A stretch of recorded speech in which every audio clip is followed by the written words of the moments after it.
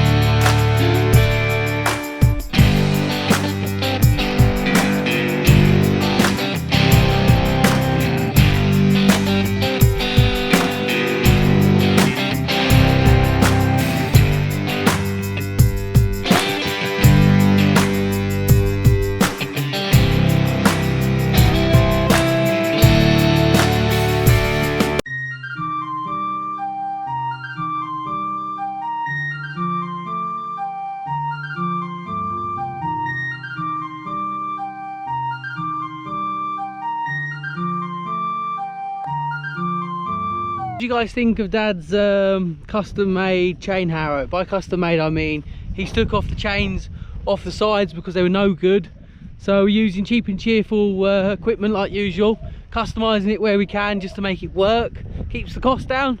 So it works out as an 8-foot harrow now rather than a 16 by moving the chains into the middle, and he's doing a good job. I wonder what you guys think. Let me know in the comments what you think.